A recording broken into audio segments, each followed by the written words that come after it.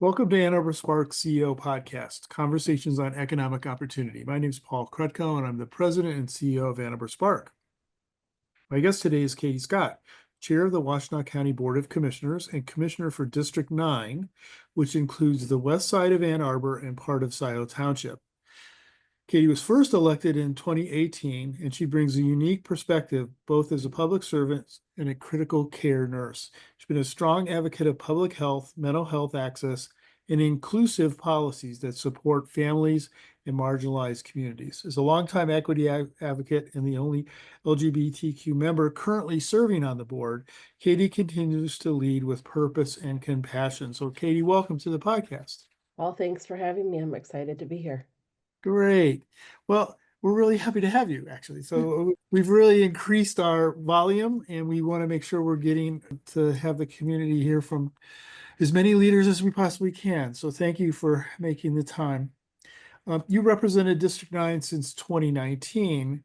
What are the biggest challenges and most exciting opportunities facing your district today? I'm sure we'll talk about the county later, but housing and access affordability seem to be something that's most upfront and personal to you. So tell me a little bit about, what's important in the district and what you're trying to do there. In my district, I think that I think about my district and I'm also thinking about the kind of community as a whole because I am the chair of the Board of Commissioners. And so, in my district, I think a lot of the issues that I'm facing are talking about housing affordability. That's particularly important for the entire county as well. Yes. Thinking about issues about transportation. And I'm also thinking a lot about how we're talking about addressing equity across the county. Even in my own district, I think that you see some of that in my district in the county is where we have the most units of affordable housing provided by Avalon. So I think that that's definitely a focus that I have going forward here. And so sometimes we do this for the audience. Talk a little bit about, because I often mention this, and as your role as chair, you know this, that we have sort of different economic conditions in different parts of the county, right? So Yeah. is there a particular difference in sort of the west side of Ann Arbor and Scioto from some of your colleagues' districts? Yeah, I mean, I think that Ann Arbor has its own set of issues that are different than other places.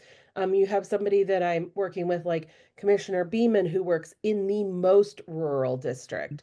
And that also, she has a different set of challenges, but is just important to think about for people in Washtenaw County because, she talks a lot about thinking about supporting the farmers. She's brought that issue to the table, in addition to the fact that we're probably facing some cuts in the next coming months and years at the government level. And what that will do to areas like in 48197 and 48198 that are our lowest opportunity Right. indexes right now will hurt. The difference is, say, with districts like those, is that they still have access to certain things they do not have access to in the rural parts of our county. And so one of the things I anticipate is that even though we'll see issues impact those low opportunity index areas, my guess is that we might see those issues impact some of the rural western parts of our county first, just because they don't have the access that 197 and 198 have. And so I think just thinking about all aspects of the county is really important. And it's challenging because we are so varied. We go Yeah. from really wealthy areas in Ann Arbor and around Ann Arbor to some areas where the poverty and the opportunity index is low. And so like we have this ginormous divide. And plug in agriculture and Right. we've got it all, which is part of what makes us fabulous and part of what makes it challenging. Yeah, I mean, one of the things that I share with people in other settings, in fact, I did this at a meeting at the university the other day. People don't realize that Michigan is the second most significant agricultural state, only to California. And there's this image of, cars, automotive, all that, but no. And working with Shannon, I just, one of the things we've been working on is try to get some resources to have a processing plant in Manchester. And one of those things about being an agricultural state like that and jobs is what we've noticed is lots of the processing of our agricultural products happens outside the state. So if we can bring that back into our state, that creates jobs.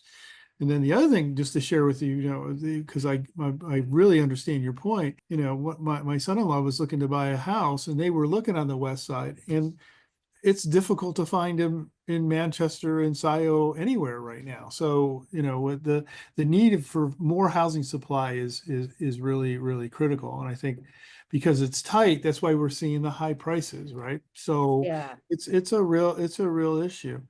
It, We have everyone in the community kind of relates to the fact that Spark works on tech startups and innovation. And so I'm curious about, from your perspective as a county commissioner, what do you think about the role that local government should play in helping the entrepreneurial ecosystem survive, making sure that development is balanced, but it benefits the broader community? I mean, that's sort of in a crux, that's part of my answer. I mean, I think for sure, local governments should play a role in creating the conditions for innovation to thrive. And that's through investments, it's through infrastructure, it's through access to affordable commercial space, and also supporting workforce development, which is a huge part of that too. But then, like as you said, we also have a responsibility there to ensure that the benefits of that growth are shared across the community. I mean, so I think that that's what I would say one of my positions as a county commissioner is to think about that we're not concentrating that growth in a few sectors or in a few zip codes, but we're working towards equitable access towards opportunity, to that we're working to support entrepreneurs from historically underrepresented communities, and that we're mindful that there's pressures that rapid growth puts on housing, on infrastructure, on public services. And so I think we have to set expectations around living wages, about sustainability, about inclusion, community reinvestment. That's a huge thing to me. And so I think, like, if we're talking about in particular like tech startups, they don't exist in a vacuum. Like they Right. depend on a strong Mhm. public system. And we have to make sure we continue our investments in them to strengthen rather than to widen the gaps that we already see in our community. And I think that if we keep planning smartly Mhm. so that growth doesn't unintentionally drive up Right. housing costs or displace longtime residents, which I think people are very worried about, overwhelm public systems. I think that's important. And I also think that collaboration with Spark in particular here is essential, so that collaboration with community organizations, with schools, with housing advocates remains there to make sure that development remains sustainable and it remains inclusive. Well, one of the things that the county, your board has provided leadership on, and you're continuing that in terms of your being on our board, is, your predecessor, Sue Shink, as we did our strategic plan, she brought the county's perspective to that. And we added a fourth pillar to our strategic plan, which was community. And, Yeah. and the point being is really echoing what you are saying. Growth and jobs in a company doesn't exist in a vacuum, and it's what the community is around it. And having come from Silicon Valley here now 15 years ago, but still coming from Silicon Valley, you can see how if you don't attend to community needs, you can have this divide in incomes, and you can have all kinds of other issues. That's one of the reasons we're very pleased that you're on the board and that the county kind of brings that into the conversation. They think that you're right. I mean, I think that supporting entrepreneurs is vital, but I think that it's also supporting the people who make up our community is just as vital. And to me, a thriving economy and a healthy community are like hand in hand. Like that's the way it has to happen.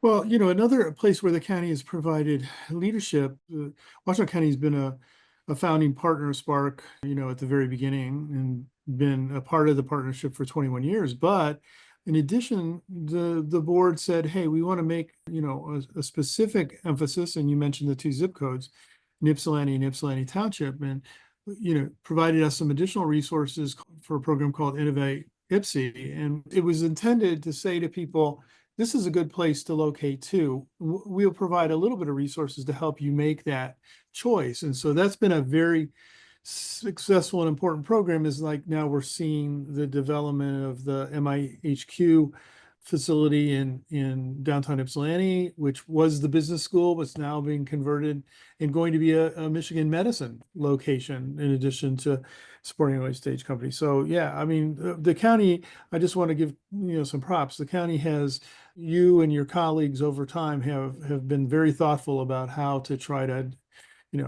make the growth that we're having benefit everyone. So I'm going to move to a question, maybe more about you personally. You have a background as an ICU nurse, Yeah. and in your advocacy for workforce place democracy and income equity, kind of bring, as I said, we've talked a little bit already about a unique perspective to the Spark board. How do you take a little more time to how your experience shape how you think about opportunity and community well-being? I think that being an ICU nurse, it really teaches you how quickly life can change. I mean, I've worked my entire professional career as a nurse in the ICU. And also, I think it also shows me how critical it is to have a strong system of support in place before the crisis hits. Because when the crisis hits, it gets really hard. Mhm. And so I think about bringing that same urgency to issues like economic development because real opportunity means more than just jobs. It means that you have people who earn a living wage, that you have workplaces that respect people's voices. It means you have communities that people can afford to live in. And so I really think economic health and human health are inseparable in my point of view. So like when workers have a voice in their workplace through strong protections, through fair wages, through transparent decision making, businesses themselves get stronger and then communities get stronger. And I think that, my nursing work, my nursing background, my advocacy work reminds me on the daily that opportunity is not just about individual achievement, but it's about a system. It's about building systems that give everyone a fair shot and not just a privileged few. Like when you were talking just now about the county trying to look at giving, kind of spreading this development and the work that is going to happen now with my HQ and IPSI and the IPSI Health Center. Good ideas don't just come out of a few zip codes. Good ideas come from everywhere. And so it's making sure that we're building systems that give people everywhere that fair shot. And additionally, I'll tell you that even though I've worked in the ICU, I really look at things with a public health lens. Okay. And I think that through that public health lens, I can see how income inequality directly affects health outcomes. It affects educational success, it affects community stability. And if we want long-term economic vitality, we need to build pathways to opportunity that close gaps and not widen them, not make them bigger. And so my experience makes me pretty passionate about supporting entrepreneurship that lifts up diverse voices Right. and about pushing for policies that build real equity into our local economy. And so, to me, economic opportunity and community well-being are two sides of the same coin, and they both require intentional investment. Yeah, I mean, one of the things that's been interesting in Spark's journey and working with the county is that at a certain point here, maybe 3 years ago, the state had some resources that came through the Biden administration in the COVID support. And they said to organizations like Spark, would you be willing? We see how successful you are working with entrepreneurs in the tech space.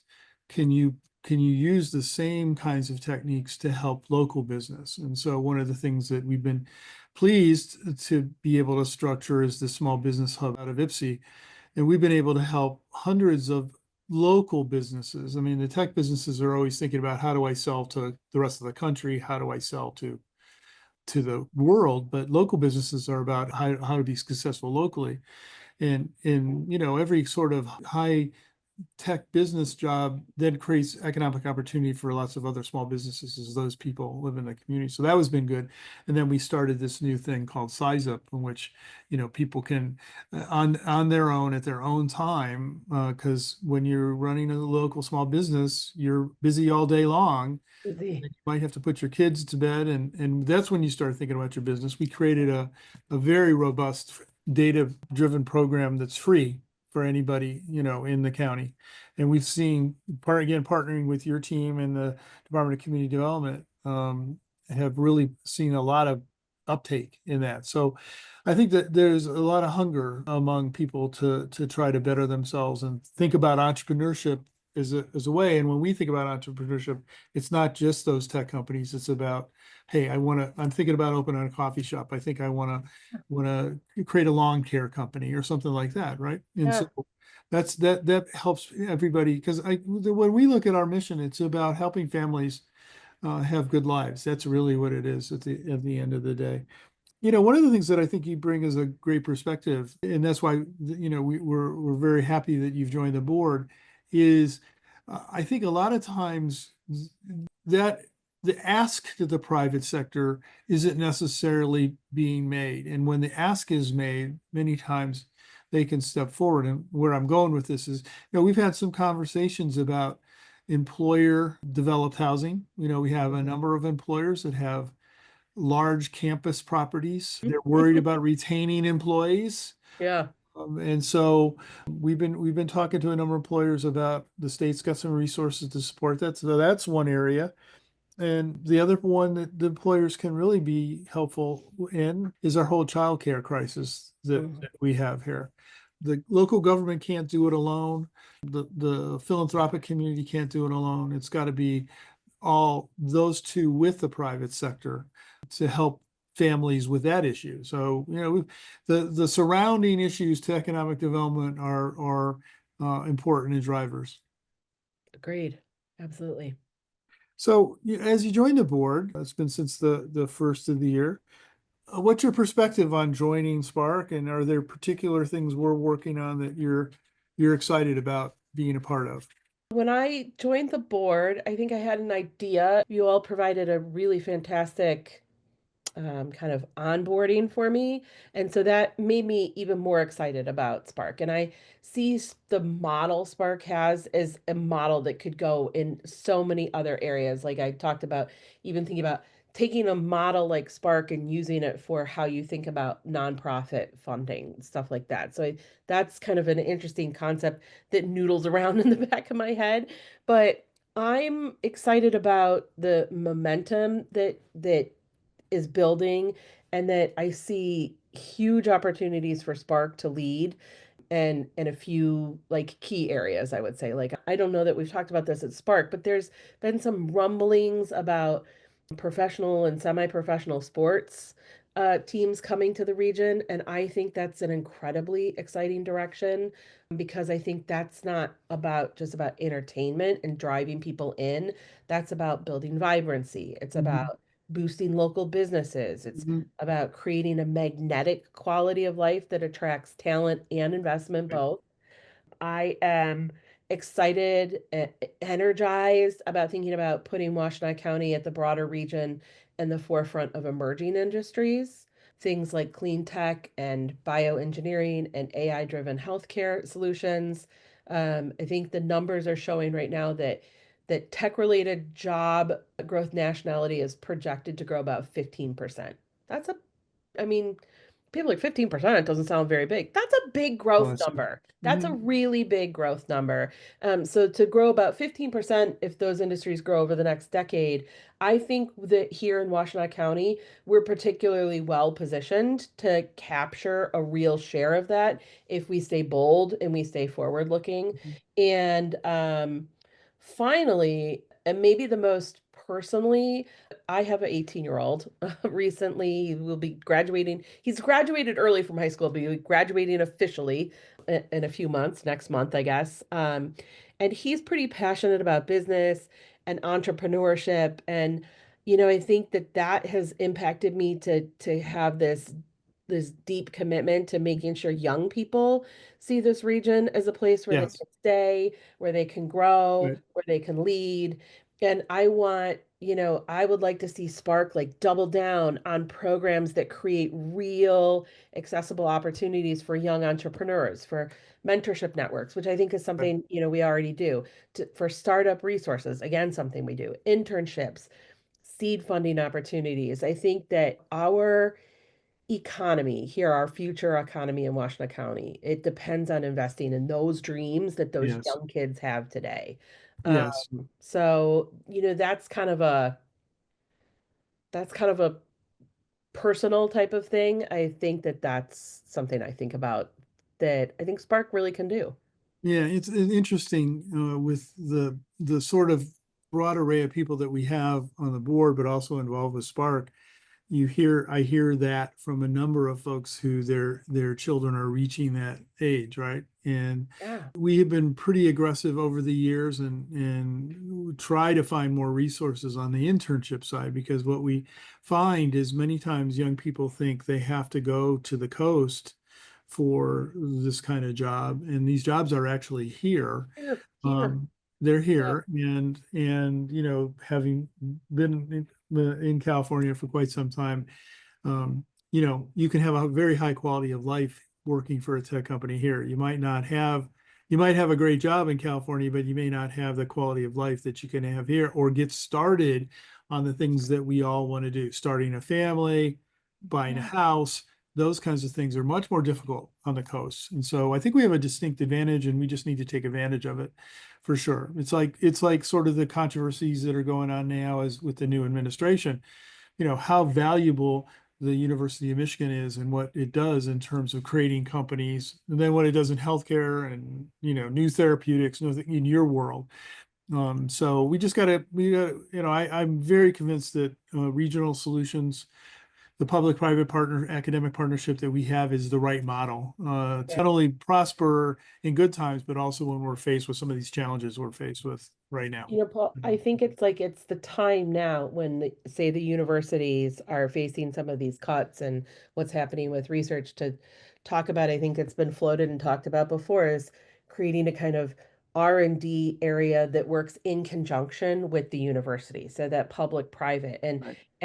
I don't know if that was incentivized a lot before, but now with these cuts, I think about thinking about how we can incentivize that more and get that going now, because Yes. that is also huge. Other universities have done things like that. I think that the president of the University of Michigan is interested in something like that. And so this might be the moment, I mean, it's a difficult time in government funding world, but Right. you have to be able to think about how can we leverage this and what can we do?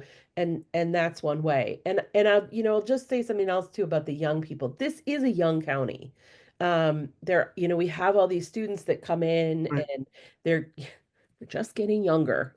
I'd like to say that rather than I'm just getting older. And kids like young adults like my son, these Gen Z people, I think 62% of them say that they would rather start their own business than work for somebody. I mean, a little bit pie in the sky. You got to work for Sure. somebody at some point, Sure. but that they're really interested in thinking about what it means to create business and what to do. And that's something we need to foster. Like that's what's driven American Mhm. economy for generations. And Right. so we can't just say, yeah, go to work for so and so. We have to be like, do you have a dream about like something that's going to make people's lives better? Let's figure out how we foster that. So Yep, absolutely. Well, great, Katie. Thanks for talking to us. I appreciate it. We'll be back to talk with you in maybe a year or so to see how your great. perspectives are on where we are at that point and what we could Yeah. be working on. So really, thanks for taking the time. Fantastic. Thanks for having me. And I want to thank our audience for listening and learning more about those leaders and organizations working hard to create the Ann Arbor region's economic future. For more information about Ann Arbor Spark, you can find us on the web at annarborusa.org and also on Facebook, Instagram, and LinkedIn.